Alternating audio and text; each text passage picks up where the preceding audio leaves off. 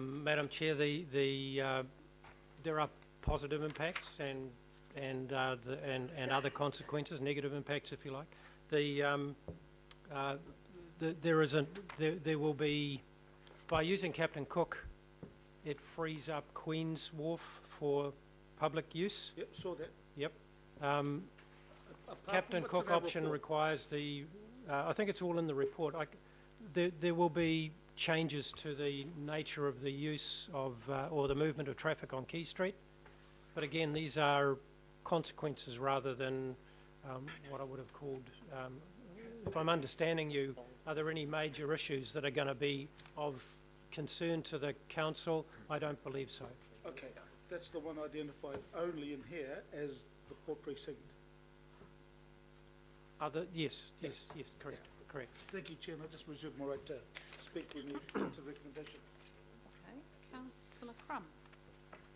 Thank you, Madam Chair. I think the recommendation by yourself is eminently sensible and definitely takes some of the heat out of what would have been a very hot afternoon. Rick, just a couple of questions for you on the nature of City Centre Integration Group and specifically, obviously, the ward strategy here. There's been some clear inference this morning by several speakers that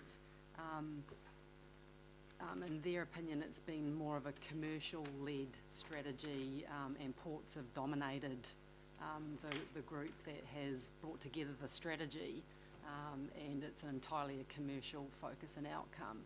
Can you just assure us around who's in the group again, specifically environmental, social, and urban design considerations that have formed part of your strategy and more importantly will form part of the strategy?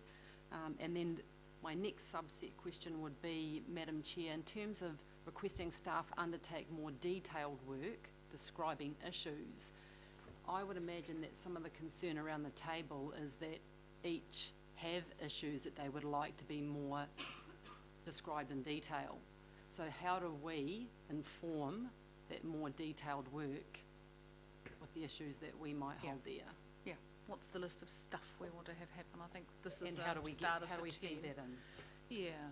Do you want to have a stab at the best way forward, Rick? Yeah, sure. Look, to answer the second question first, I think a very successful way that we've used previously to understand what you're looking for is to have a workshop session around specifically this issue, where we can take on board what your concerns are around that. We can then structure the best way to move forward and share with you what some of our ideas would be around how we could move that forward as well.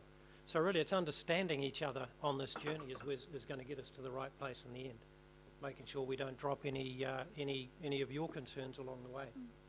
To the first part of the question, if I can remember it, CCI, the Central City Integration Team, is set up to convene the conversations that the council family needs to have.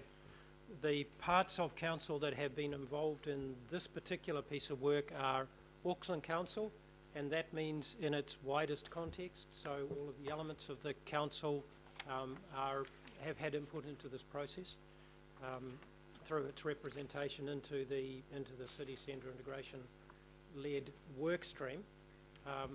Waterfront Auckland, Auckland Transport, ATEED, and the port company itself. So we're getting a wide representation across the council family around a wide variety of aspects of what we need to be considering here. Part of that is the port, clearly, because it's part of the waterfront space and need to be in that conversation. Do they dominate this process? No, they don't. They're part of this process. So that I guess what is interesting through this process is the degree of consensus of all of the parties towards the central strategy, Central Wharf strategy option, which we've put to you today. I'm not sure if that answers your question, but it's a collegiate piece of work. About 90% of the way there, Rick. So just the inference that I picked up this morning that there've been no design considerations involved in the work to date. Any further expansion on that?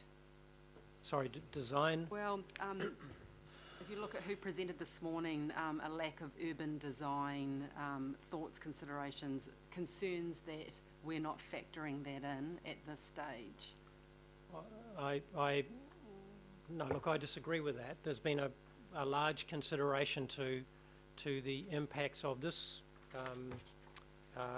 option with respect to, for example, what Key Street public realm might look like. You know, how does that work in the transport context in terms of unbundling some of the very complex pedestrian areas, you know, separating movements so that pedestrians can move around more, but creating that urban environment that we're looking for. I think it has been well represented today, but let's not forget, this is the start of the journey. We're talking about a strategy, we're not talking about a design, we're not even talking about a developed preliminary design at this stage. We're really early on that journey. Could I just add, Madam Chair, to Councillor Crumb's question? So Rick, as part of his team, has now Tim Watts and his urban design team have been assigned to work with city centre integration. So you've got a very powerful urban design resource now feeding straight into this work. And Ludo Campbell-Reid, for example, and Penny Perrott are both on the project control group that Rick has, which is providing that sort of wider whole of council view into the work of the city centre integration. So I think the design issues are very well represented. And Madam Chair, in addition, just to thank you, Roger, that's a helpful elaboration. Also, Waterfront Auckland design team are involved in this as well. So it's a pretty broad team. And I think one of the things that we should have a discussion on, councillors, not necessarily today, but I think some very good suggestions came up about how we bring our wider stakeholders into the discussion at the right level and the right time. And having had 2 days in Wellington and run the length of the waterfront both days, it is an inspirational place, and I think we can take a leaf out of Wellington's book and, you know, look at some of that. How do we have those wider and bigger discussions? So I'd like to see us progress that, Councillor Crum. Councillor Walker. Yeah, got a few questions. First up, the report doesn't have any attachments to it. Was the New Zealand Institute of Economic Research report part of what fed into this? Madam Chair, the answer is no. No, that's for the Okay. separate issue. I mean, well, I don't know that it is separate because I would have thought that most of the information around port operational movements, wharves, all of those things would have been part and parcel of what you've been doing. Obviously, we've seen this. I would suggest that there isn't anything particularly confidential about this report, and it should be made available to the public, because I regard it as being part and parcel of this process. It is, it's public, councillor. So it is public. Fine, fine, sure. Now, in terms of the matter that we're discussing, as I see it,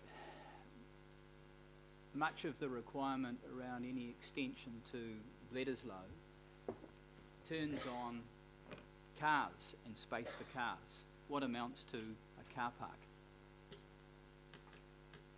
The amount of space is largely determined by imports rather than exports. Is this a question? There's a ratio of 10 to 1.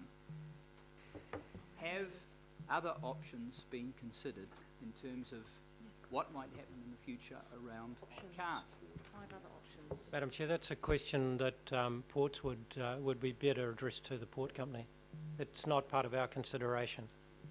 Well, my particular concern is how can you separate what is happening in Bledisloe and the reclamation and what is happening in Central Wharves? So They are part and parcel of the same problem. It's a capacity Councillor, problem. yep, we're now having our third round at this. I'm not too sure if you were in the room when I said we have time to do this. We've got the opportunity to separate out the discussion on the options, urban design issues and all the wider implications of this. When we're out the end of the unitary plan, that's the time for doing the wider port future port study. It's at that stage where Bledisloe extension, not Bledisloe extension, all of those issues can be dealt with. So we just need to be clear on the timing. Okay, This is well, a strategy, my not an contention, implementation. and I would suggest the contention of the public in terms of Madam timing, Chair, is this is a that, question? I'm is that the trying to- time I'm is now. listening for a question, and that's an opinion. And, well, that Stick is, to questions, that is councillor. my opinion. As to the items that are going to be considered in A up there, are we going to take into account the environmental, the social, the cultural, the aesthetic considerations that members of the public have alluded to here today? Yes. Absolutely, Madam Chair. Okay. And if we're talking about aesthetic considerations that go to things like where cars are going to be parked, where cars are going to move, is that going to be taken into consideration? Madam Chair, the proposal we have in front of you is to look at how we can reconfigure the central wharves. It doesn't address the port operational matters, other than to say that if option 4 is adopted, then it requires what is currently some port operating area. We go no further than to acknowledge that fact and to recognise that the port have indicated that they would seek a replacement in some shape or form of that lost area. We don't intend or haven't intended to get into how they would manage their freight and other operational aspects.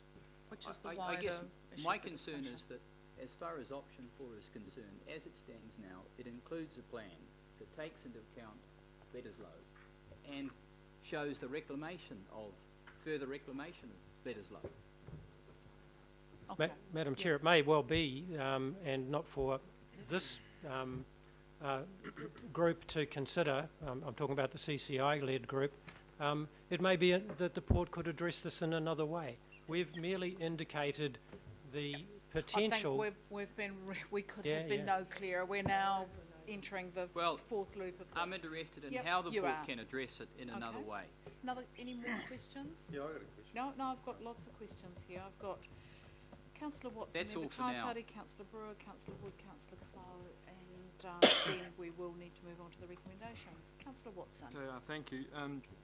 Just in terms of comparison between the status quo and the preferred option that's been put before us here, Rick, you mentioned the uniqueness of Auckland in terms of accessibility to the downtown.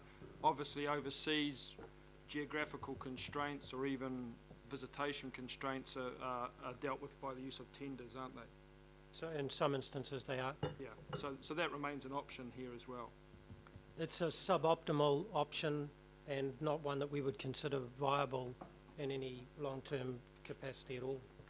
The other fact here in terms of the preferred option is this, the identification of 3 cruise berths.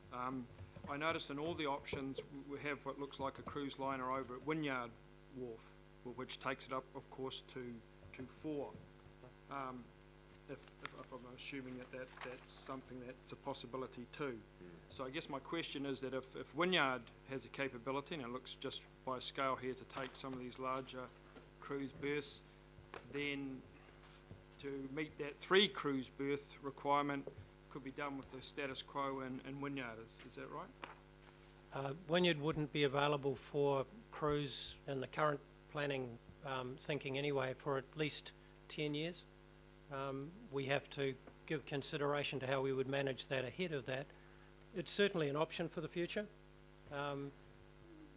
but at this stage we believe that it's appropriate to address it within the Central Wharves area, and that's what we've indicated.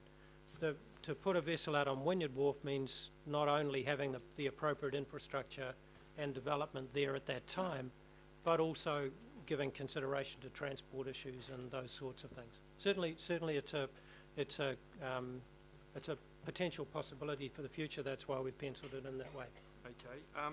Just in terms of, a lot's been made of Queen's Wharf and the amenity gain with the preferred option that occurs as a consequence in Queen's Wharf. Has at any point been taken into account that people actually like to be up close and watching cruise liners when they're in? That's actually an attraction for the public to be right down there.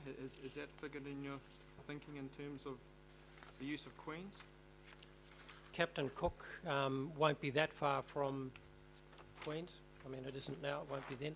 So the opportunity for people to be engaged in that, the excitement of that activity will certainly be there. And what we would envisage is that potentially even to a greater extent. So potentially, if Captain Cook is developed, there may be a greater opportunity for the public to get up close with those activities while still being separated from the custom bonded areas and so on. And in terms of viewing corridors from Queen's Wharf, you would have gone down there and done modelling that shows that any, say, future reclamation as sort of represented here essentially cuts out the view down the harbour to Browns Island and even over to North Head. Madam Chair, we haven't specifically addressed that in detail yet. We're aware, obviously, of those sort of view lines and the issues around that, but that would follow in more detail now that we've got some direction from you. Thank goodness for that. Final question, Madam Chair, and that goes to Rick, to the replacement for QE2 Square, which is represented here as something of an attraction. You mentioned in your earlier discourse about all the vehicular movements at the bottom of Quay and Queen Street in respect of Queens and Princess, I suppose. What's going to be different about those vehicular movements in terms of where that replacement for QE2 Square is going? There's going to be heaps of movements around there just the same. Isn't that just going to be a glorified footpath with maybe a few pot plants chucked in, and that's the replacement? It's going to be the same vehicular movements, isn't it? I'm sure I'm not quite sure I understand the question, but there won't be the traffic coming off Queen's Wharf if option 4 is developed, which means that there is a greater safety for pedestrians getting to and from ferries, for example. The Quay Street environment, if the Quay Street development project proceeds, would create an environment that is vastly improved for pedestrians as well. So what option 4 does is separate activities from all being scrunched into that one location. So I'm looking at this replacement here. Yes. with the oval round it. These are 2 replacements supposedly for QE2 Square. Okay, I understand what you're saying. Yeah. You're talking about public open space opportunities. Yes. And what was the question around those? Well, Sorry? the question, they're going to be compromised exactly the same way as the bottom of Queen Street is with regards the movements that occur there now. They're going to be going across here just the same, aren't they? They're very large areas, Madam Chair. We're talking about the development of the breastwork, which can be adequately separated from coaches and taxis and those sorts of things accessing Captain Cook, if that was the option. We're talking about 500 linear metres of water edge. Not all of that will be required for traffic movement at all. Yeah, essentially footpath. Well, I think Well, we're, whatever it might be, Well, there's the I opportunity guess to what I'm develop. trying to say, Madam Chair, is that a reasonable replacement for a 2,000 metre square? And I'm suggesting that this was going So I to, this would think- occur anyway. No, sorry, so Madam Chair, if I could we're answer. just at a bit of a disadvantage because at the moment it's just indicative until, you know, I haven't seen any planning, we haven't seen, you know, the work that our urban design team have done, because as yet they've been waiting for us to settle on a place and an option, so we can surmise footpaths, pot plants, you know, Yes, let's I actually guess what work I'm in. saying, Madam Chair, is on the indicative sketch in here is all we've got. It hardly amounts to quid pro quo for QE2 Square. So Madam that's Chair, why it's a much larger area than that. There's no intention in that diagram to indicate the open space as a developed space, but they will be vastly larger in total, the 2 of them, than the current Queen Elizabeth Square, for example. So I'm keeping a note of all the issues raised, which will all come back as part of that wider consideration.